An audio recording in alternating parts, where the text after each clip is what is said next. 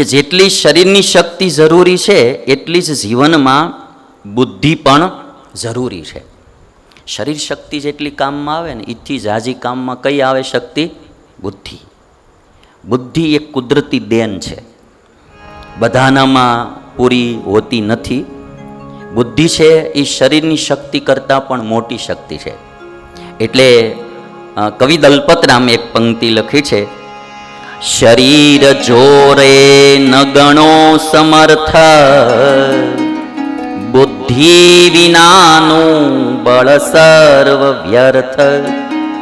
જો સિંહ સર્પો કપીરીછ હાથી, નાચે બિચારા જનના કયાથી. કવિ દલપતરામ લખે કે શરીરના જોરે તમે તમને સમર્થ ન સમજો, બુદ્ધિ વિનાનું બળ સર્વ વ્યર્થ. બુદ્ધિ વિનાનું બળ એ બધું વ્યર્થ છે. બુદ્ધિ છે એ એક બહુ મોટું બળ છે. જોઈ કે આ સિંહ કેટલો બળ્યો, બરાબર, હાથી કેટલો બળ્યો, પણ માણાની આગળ બિચારા નાચે છે, કારણ કે એની પાસે બુદ્ધિ નથી. માનવ પાસે બુદ્ધિ છે એટલે સિંહ જેવા સિંહને નચાડે, હાથી જેવા હાથીને એ નચાવે. એ બુદ્ધિની તાકાત છે. અને એટલા માટે આપણી એક ગુજરાતીમાં કહેવત પડી કે જે કામ કળથી થાય એ બળથી ન થાય. જે કામ કળથી થાય એ બળથી ન થાય. એનો મતલબ કે જે બુદ્ધિથી થાય એ ખાલી બળથી ન થાય. એક સ્કૂલમાં શિક્ષક પૂછતા હતા વિદ્યાર્થીઓને કે બળનું કામ કળથી કરવું એટલે શું? બળનું કામ કળથી કરવું એટલે શું? તે છોકરો કે સાહેબ, જેને કબજિયાત રહેતો હોય ને એને હાંજે કાયમ ચૂર્ણ લઈ લેવું. કબજિયાત રહેતો હોય એને હાંજે કાયમ ચૂર્ણ લઈ લેવું. આને કહેવાય બળનું કામ કળથી કર્યું. એ કે એટલે અમુક કામ છે બળના હોય એ કળથી જે ઇઝીલી થઈ જાય. ઘણીવાર આપણને એમ લાગે કે મારું આવું તો આપણે ધાર્યું નહોતું, હાવ હેલું કામ હોય, પણ બુદ્ધિ હોય ને એ માણા તમે આમ જોજો કોઈને પકડમાંય ન આવે. અકબરે બિરબલને પૂછ્યું કે આપણા રાજ્યમાં કાગડા કેટલા હશે? હવે આને કેમ ગણવા? અકબરે બિરબલને પૂછ્યું કે આપણા રાજ્યમાં કાગડા કેટલા હશે? પણ આવડો આ કોઠા હોજવાળો ને બુદ્ધિશાળી માણા બિરબલ. બિરબલ કે જહાંપના આપણા રાજ્યમાં કાગડાઓ 99,999 છે. એ કે 99,999 છે. એ કે એટલે બિરબલને અકબર કહે છે કે એકાદો ઓછો વધુ હશે તો હું ગણતરી કરાવું, એકાદા 2-5 ઓછા વધુ નીકળ્યા તો બિરબલ કે જો વધુ નીકળે ને તો એવું સમજવાનું કે બાજુના રાજ્યના કાગડાઓ અહીંયા ફરવા માટે આવ્યા છે, અને ઓછા નીકળે તો એવું સમજવાનું કે આપણા રાજ્યના કાગડા થોડાક બહાર ફરવા ગયા છે. કે બાકી 99,999 તે કાગડા છે. કે એ પકડમાં ન આવ્યો બિરબલ. બુદ્ધિશાળી માણા હોય એ કોઈ દિવસ કોઈની પકડમાં ન આવે. ઈશ્વરે બધાઈને બુદ્ધિ દીધી છે. બુદ્ધિના પ્રકાર છે, હું તમને કહું. એક ગ્રહણ શક્તિ છે જેને આપણે સમજ શક્તિ કહીએ. બીજી સમજાવવાની શક્તિ છે. બુદ્ધિમાં બી પ્રકાર. ત્રીજી યાદ શક્તિ છે. સમજ શક્તિ એટલે શું કે કોઈ કંઈ વાત કરે એટલે માણસને તરત જે સમજાઈ જાય ઇઝીલી, એક વાર કે ત્યાં સમજી જાય, એનો ગ્રાસ્પિંગ પાવર બહુ પાવરફુલ છે એમ કહેવાય. શું? એની ગ્રહણ શક્તિ, સમજ શક્તિ બહુ સારી છે. એટલે તમે વિદ્યાર્થીઓ જોશો તો શિક્ષક એક વાત ભણાવે, કોઈ વિદ્યાર્થીને એક વાર કહે ત્યારે સમજાઈ જાય, કોકને 10 વાર કહે ત્યારે સમજાય. એ એક બધાને પોતાની બુદ્ધિનો ખ્યાલ આવે કે બુદ્ધિની સમજ શક્તિ જેની પાવરફુલ હોય એક વાતમાં એ સમજી જાય. એ સમજ શક્તિ થઈ.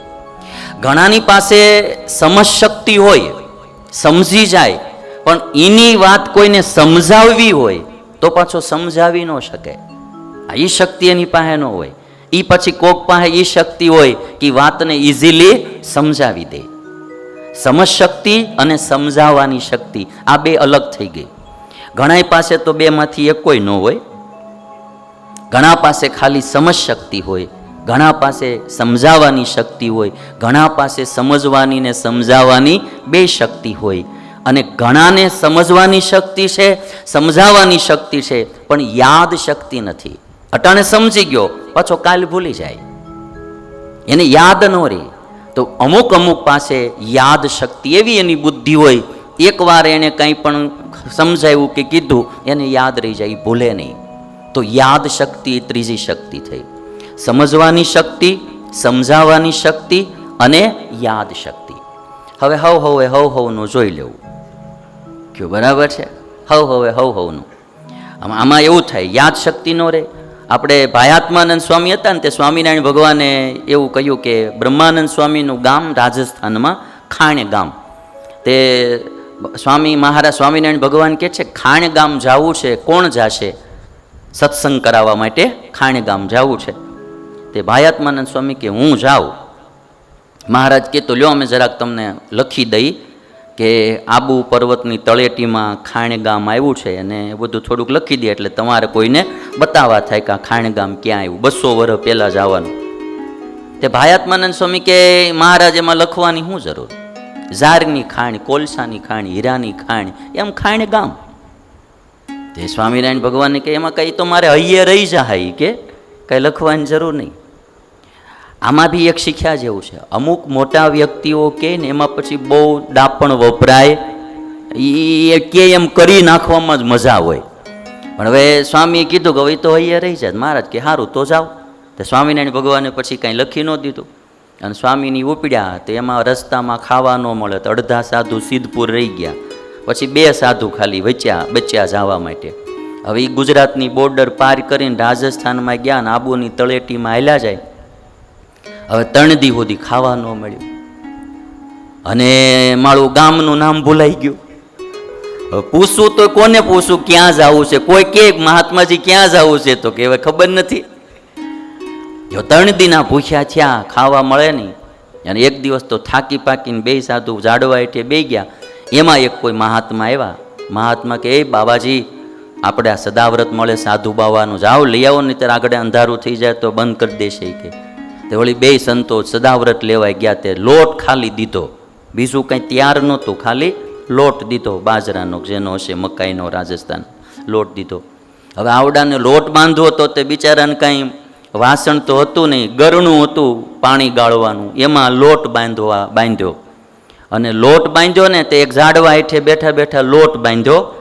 અને પછી એક ચૂલો પ્રગટાવ્યો મંગાળો કરીને, એમાં આગ પ્રગટાવી. આગનો ધુવાડો ગયો તે ઝાડવામાં મોટું મધ, એ ધુવાડો થયો ને મધ ઉડ્યું.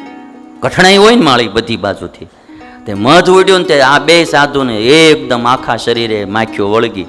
અને પછી તો એવી કવડે, તે 2 જણાએ એક બાજુમાં થોડુંક સરોવર હતું, દોડતા દોડતા સરોવરમાં ગયા અને માર્યો ઠેકડો કા માખ્યું વહી જાય. હવે સરોવરમાં ઠેકડો માર્યો અને માખ્યું આગ્યું ગઈને જ્યાં પાછા આવ્યા તો ઓલો લોટનો પીંડો બાંધ્યો તે કૂતરું ઉપાડીને વયો ગયો. ખાવાય ન મળ્યું. હા, અને પછી તો ભાઈ રાત કાઢી ભૂખની. સવારમાં એક બ્રાહ્મણના વેશમાં આવ્યા કોઈ, અને ગાંઠિયા અને હુખડી લાવ્યા, જમાડ્યા. અને પછી કહે છે કે મહાત્માઓ ક્યાં જવું છે? તો કહે છે કે ભાઈ ગામનું નામ ભૂલાઈ ગયું છે, કે ક્યાં જવું છે અમને ખબર નથી. કેવું મોડું દેખાય, ક્યાં જવું છે એ ખબર નથી એમ કે, એટલે કેવું મોડું.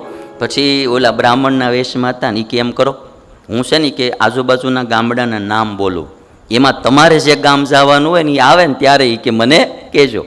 એટલે સાય કરીને 3-4 નામ બીજા બોલ્યા ને પછી કે ખાણ, બસ ઈ કે ખાણ ગામ અમારે જવું છે. ત્યાં બ્રાહ્મણ કે તો લ્યો હું જરાક ચિઠ્ઠી બનાવી દઉં, ક્યાંથી ક્યાં હા કે ચિઠ્ઠી બનાવી દો કે ચિઠ્ઠી બનાવી દો કે ચિઠ્ઠી બનાવી દો કે.